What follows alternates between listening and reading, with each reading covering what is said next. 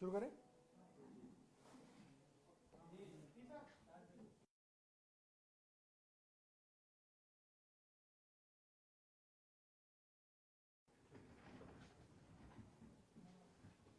Hello,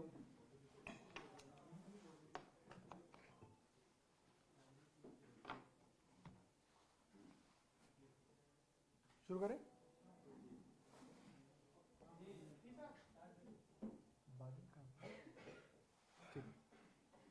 नमस्कार दोस्तों, आज टीवी के कई चैनल्स पे ये खबर चल रही है कि जुलाई अगस्त में कुछ सैंपल्स दवाइयों के जांच के लिए भेजे गए थे और शायद 43 के करीब सैंपल थे, जिसके अंदर 5 सैंपल्स जो हैं वो तय स्टैंडर्ड के नहीं पाए गए हैं। मैं इस बात से हैरान हूं कि जब ये सैंपल्स उठाए गए थे उसके करीब 1-1.5 महीने बाद मुझे ये बात किसी चर्चा के अंदर बताई गई कि ऐसा ऐसा सैंपल्स उठाए गए हैं। और उसके अंदर 2 तरीके के सैंपल्स उठाए गए थे, एक तो कंज्यूमेबल्स और एक मेडिसिन्स। कंज्यूमेबल्स क्या होते हैं? कंज्यूमेबल्स होते हैं जैसे bandage, cotton wool, etcetera etcetera. और वो कंज्यूमेबल्स के सैंपल्स भी मुझे बताए गए बहुत सारी जगह जो है स्टैंडर्ड के नहीं पाए गए। तो मैंने जब ये नोट देखा तो मुझे लगा कि शायद दोनों ही मामलों के अंदर सीबीआई की इंक्वायरी की सिफारिश की गई होगी। मैंने देखा कि कंज्यूमेबल्स के विषय में ये सीबीआई की इंक्वायरी नहीं दी गई। और कारण क्या है? कारण ये है कि जो कंज्यूमेबल्स अस्पतालों ने खरीदे थे वो केंद्र सरकार की जेम से खरीदे थे। केंद्र सरकार की वेबसाइट है जेम, गवर्नमेंट ई मार्केट, उस पे से वो सैंपल्स खरीदे गए थे। लिहाजा ऐसा लगा होगा कि इसकी जांच अगर कराएंगे तो उंगली केंद्र सरकार पे आएगी, इसलिए उस जांच को सीबीआई में नहीं भेजा गया, जिसका जवाब वही बता सकते हैं जिन्होंने इसको भेजा। दूसरी बात, जब से मैं हेल्थ मिनिस्टर बना तब से कई सारी मीटिंग्स हमारी हेल्थ सेक्रेटरी, डीजीएचएस आदि हेल्थ के अधिकारियों के साथ हुई है। मुझे लगता है कि कम से कम भी तो बताऊं तो 50-60 मीटिंग्स हुई होंगी। उन मीटिंग्स के अंदर कई सारे फैसले और डायरेक्शंस ली गई और वो डायरेक्शंस हेल्थ सेक्रेटरी को, डीजीएचएस को दी गई। मुख्यतः हेल्थ सेक्रेटरी को दी जाती है क्योंकि वो एक आईएएस अधिकारी होते हैं जो हेड ऑफ डिपार्टमेंट कहलाते हैं, जो हेल्थ के हेड कहलाते हैं, मिस्टर दीपक कुमार। मैं आपको तथ्यों के साथ दिखाना चाहूंगा कि उन डायरेक्शंस के बारे में उनको बाकायदा यूओ नोट भेजे गए, मीटिंग्स के मिनट्स भेजे गए, बाकायदा एक्शन आइटम्स भेजे गए कि आपको ये करना है, आपको ये करना है, आपको ये करना है। एक एक स्पेसिफिक चीज भेजी गई, आपको ये सारी कार्रवाई करनी है। उसके ऊपर अभी तक अधिकारियों ने कोई कार्रवाई नहीं की है। और उसके बाद कई बार ये लेटर भी भेजा गया है कि आपको जो डायरेक्शन दी गई थी उस पे जो आपने एक्शन किया उसकी एक्शन टेकन रिपोर्ट दीजिए, ये आपके सामने है।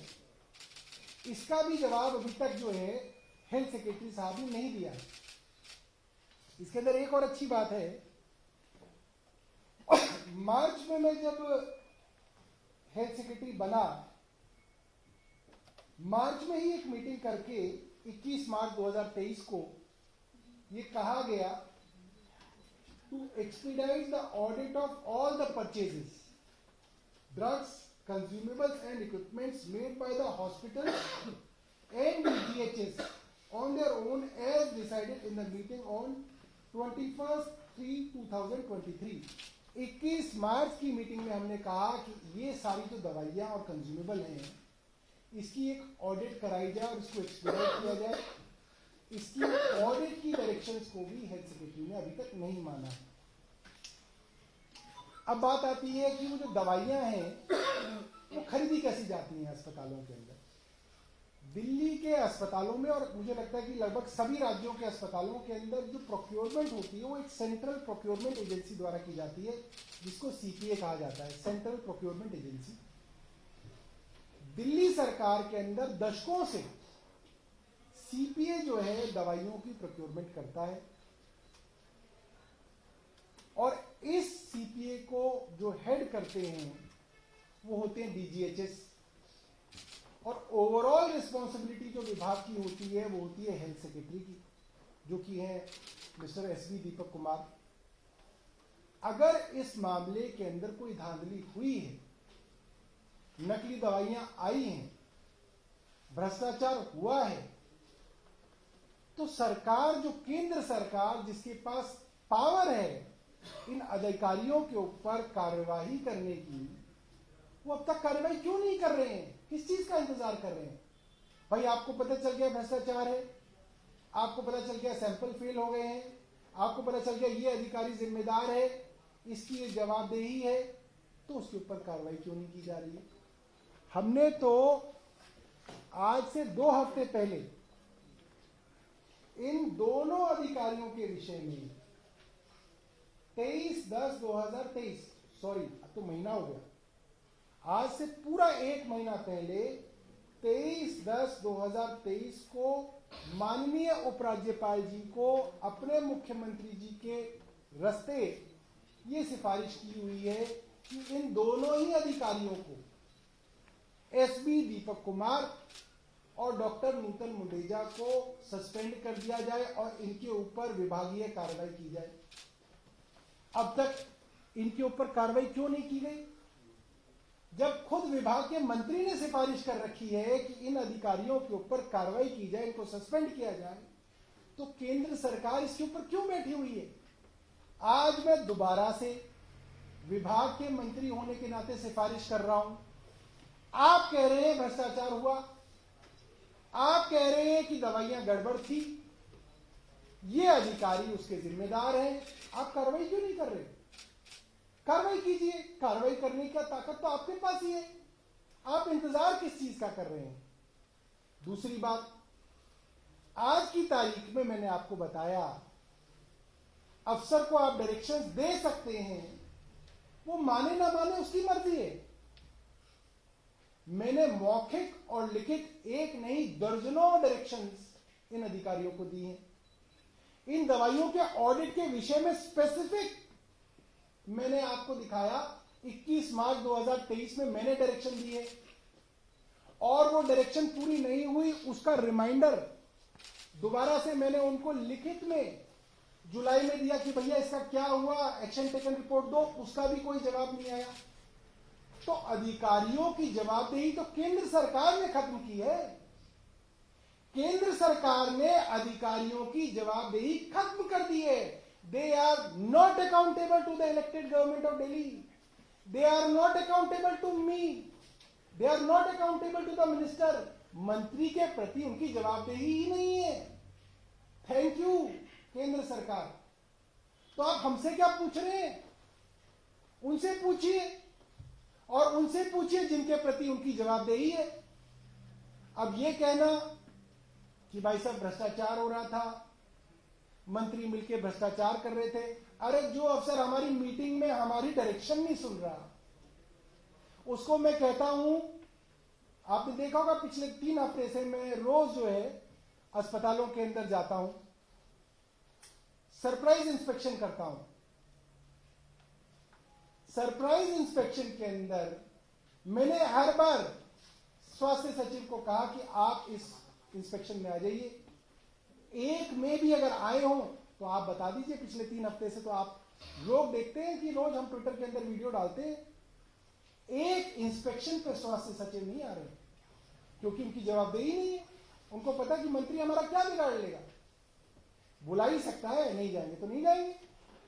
मैंने दिल्ली के सभी अस्पतालों की एक अस्पताल की इंडिविजुअल मीटिंग की अपने सचिवालय के अंदर। एक अस्पताल के एक डिपार्टमेंट के हेड को बुलाया गया।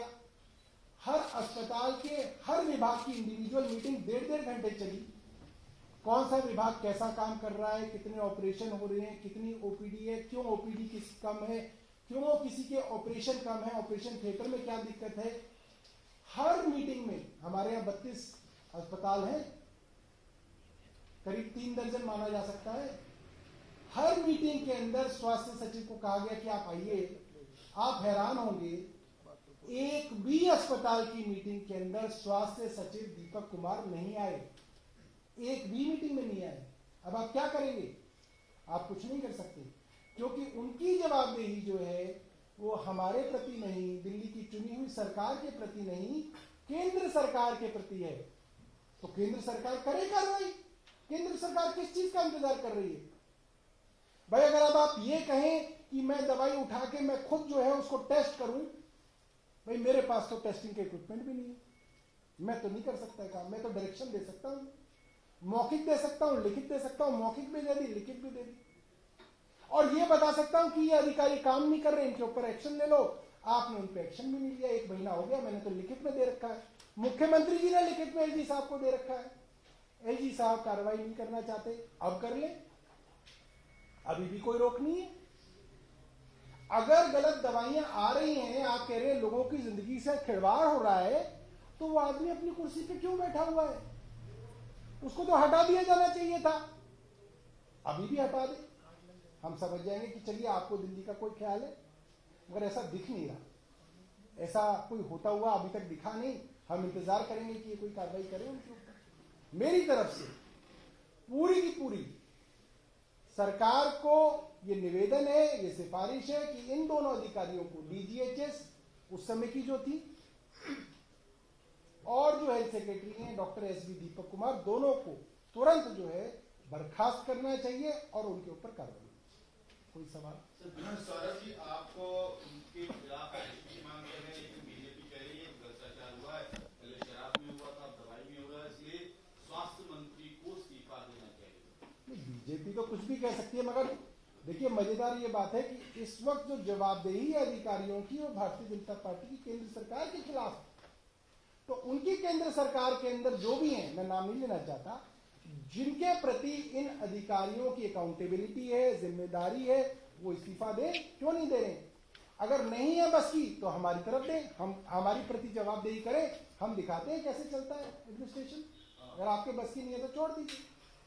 सौरभ जी, एक तरफ अधिकारियों के साथ लड़ाई चल रही है, दूसरी तरफ जांच में जो सैंपल फेल हुए हैं, अब आगे तरफ क्या होगा? क्योंकि लोगों को तो दवाइयां तो जाएंगी, तो कहीं ना कहीं लोग इसके शिकार नहीं होंगे कि जो पॉलिटिक्स अधिकारियों के और सरकार के बीच चल रही है। पॉलिटिक्स कोई नहीं चल रही है। अगर कोई अधिकारी भ्रष्टाचार कर रहा है तो उसके ऊपर कार्रवाई होनी चाहिए, इसमें पॉलिटिक्स क्या है? करें, हमने तो लिखा हुआ, हमने तो पहले ही लिखा हुआ 1 महीने पहले कि इस अधिकारी ने फरिश्ते स्कीम का पैसा रोक दिया, जहां 2 साल पहले दिल्ली में 6,500 रोड एक्सीडेंट विक्टिम्स का इलाज मुफ्त में सरकारी और प्राइवेट अस्पतालों में होता था। आज वो स्थिति घट के 2,000 आ गई है। तो इसका मतलब ये हुआ ना, 3,000 बच्चे, जवान, घर की पूरा घर चलाने वाले वो लोग जो सड़क पर एक्सीडेंट से जिन घायल होते होंगे, आज हो सकता है मर गए हों, क्योंकि इस तरीके के अधिकारियों ने फरिश्ते स्कीम को जो है लगभग रोक दिया है। तो हमने तो पहले ही सिफारिश कर रखी है, इस पर एक्शन करना चाहिए। तो जिसके अलावा खिलाड़ियों के बारे में सवाल खाते रहे, अब स्वास्थ्य मंत्रालय कहना है कि खिलाड़ियों को 5 करोड़ से ज्यादा खर्च किया गया, और इनका जो खेल मंत्रालय द्वारा कहा गया है कि 5 करोड़ से ज्यादा खर्च किया गया था, उनका जो प्रदर्शन था, इसलिए देखिए ये तो बड़ी शर्म की बात है कि अगर खेल विभाग जो है खिलाड़ियों पे कितना पैसा खर्च किया ये तो गिन रहा है, मगर खेल मंत्री के ऊपर कितना पैसा खर्च हो रहा है वो नहीं गिन रहा। खेल मंत्री भी विदेश यात्राओं पे जाते हैं, उनके ऊपर कितना पैसा खर्च हो रहा है और उनकी वजह से कितना पैसा वसूल हो पाया है, ये भी तो केंद्र सरकार बताए। तो बहुत शर्म की बात है। ये पैसा कोई केंद्र सरकार का नहीं है, ये पैसा इस देश के गरीबों का पैसा है, जो टैक्स के मार्फत जो है केंद्र सरकार के पास आता है।